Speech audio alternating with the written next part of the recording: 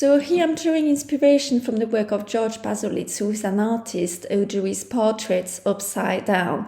So I'm going to draw this whole portrait upside down. So I'm starting with a light outline of the eyes, eyebrows, and nose, and the outline of the shape of the face on here. Just so I know where my main areas are and what I am drawing a little bit more. So it's a really quick outline, just a few minutes worth of drawing, just to check my placement is roughly right.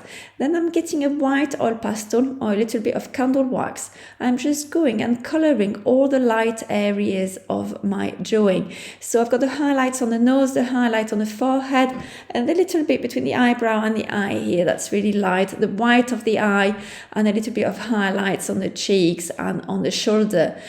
Once I've done this, I'm going to do an ink wash on there with a medium grey ink. Here it's a little bit too dark, so I'm mopping some of it away and getting my medium grey ink wash on there. Once I've done it, I will dry it and come back and work over the top and add the shadows of my drawing here. So now I'm going to get it dry. Now it's dry, I'm coming back over the top, adding the shadows.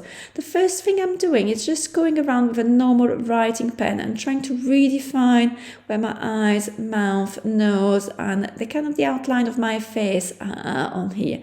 There are areas where you haven't got a clean outline because it goes from a really deep shadow to a gradient on there, but I'm trying my best to indicate those outlines before I come back in with an oil pastel and just really get the dark and lights shining on there. Okay, so here just a tiny little bit more. I think I'm more or less done. And I'm going to come back in with a black oil pastel. Here I'm trying to vary my pen pressure.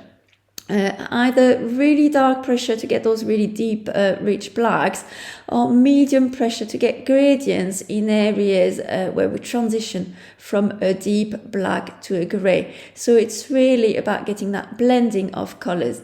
As you can see, I'm trying to use a really expressive line on here, and I'm drawing quite quickly with bold lines to try to replicate the style of the artist that we are looking at for inspiration.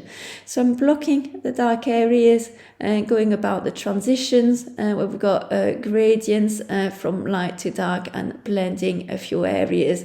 I'm leaving my highlights as they're just nice and light on here to really give my portrait some contrast. So the last finishing touches, making sure I'm pressing hard in the dark areas in the background. And I think I've more or less done now. That's it, and you can turn it back the right way.